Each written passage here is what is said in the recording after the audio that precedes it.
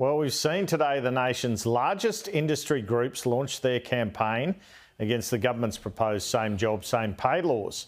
In simple terms, the laws aim to reduce the pay gap between labour hire workers and full-time employees by ensuring they get the same rate of pay if they're employed to do the same job. Joining me now is the Workplace Relations Minister Tony Burke. I'll get to that campaign in a second, Mr Burke. Thanks for joining me. But I wanted to ask you first about the multi-employer bargaining legislation coming into effect tomorrow. What does this mean for workers and bosses? How do you expect it to progress from here? Look, what I expect we'll see tomorrow is the start, particularly in some feminised industries, of some multi-employer bargaining. Now, whether they register tomorrow or in the next couple of days, not sure, but what we'll start to see now is, particularly in those industries that previously haven't been able to get good access to enterprise bargaining, that multi-employer bargaining processes will start. And you'll find in some of those, which will be counter to some of the debate last year, you'll find in some of those, some of the employers very, very keen to embark on that. You've only got to remember the way a whole lot of the childcare centres, early childhood education businesses were arguing that they wanted a way of being able to use some of those streams that we made available last year for multi-employer bargaining. What does all of that ultimately mean? Well, when you get a bargain, you're always paid above the award. And if you can get that going in feminised sectors as well, not just part of getting wages moving, it's also part of closing the gender pay gap. All right, well, speaking of wages, we saw these decisions on Friday.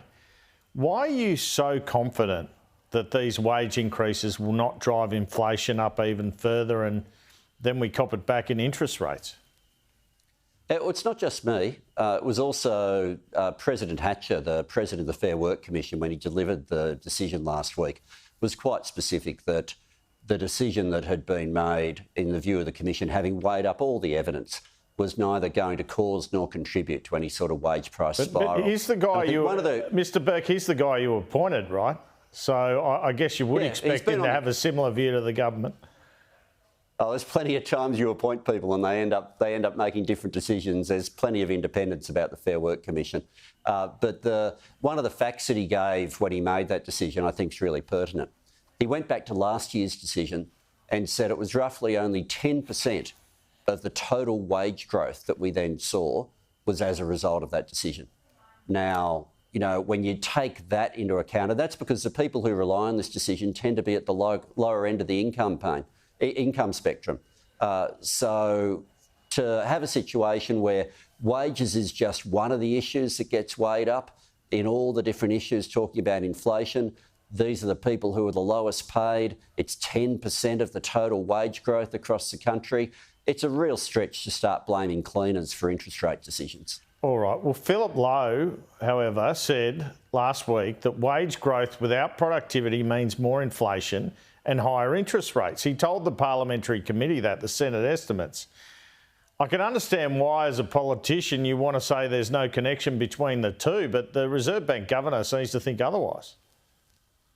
Well, let's bear in mind, as I just said, we're talking about 10% of the total wages growth that happens across Australia. That's what we're talking about. And these are the people who find it hardest to make ends meet. OK, but Mr Burke, every single measure that you're putting into place, whether it's same job, same pay, whether it's multi-employer bargaining, and there was a decision which wasn't just minimum wage last week, it's all about pushing wages up, isn't it?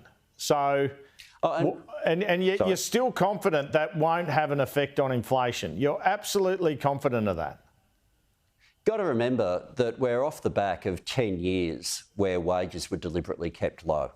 There's a bit of rebalancing that has to occur here, that people have had flatlining wages for close to a decade. And there's an issue now of people being able to get ahead again. Now, as inflation goes down and the budget projections from Treasury that were in the budget papers said that in the next financial year it was forecast that we'll get to inflation with a 3 in front of it during the course of that time, that we want to see that point where the lines cross and wages start to get in front of inflation. And, you know, for a long time we were told, oh, you can't have wage increases now because inflation's low.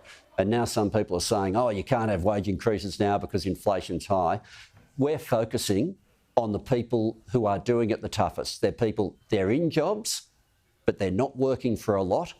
And $1.85 an hour for someone on the minimum wage, that's not going to affect the decision of the Reserve Bank. All right. How do you feel about the prospect of a rate rise tomorrow? The government's been doing what it can to try to put downward pressure on inflation. And Phil Lowe, in that same address to the committee that you referred to, made specific reference to the budget, where he said, if anything, the budget was putting downward pressure on inflation. So there's a lot that the government can do, and we're doing that. We're also trying to make sure that where we provide cost of living relief, we do it in a way that doesn't add fuel to the fire of inflation. And I don't think you'll get a better endorsement than what the Governor of the Reserve Bank said to that parliamentary committee last week.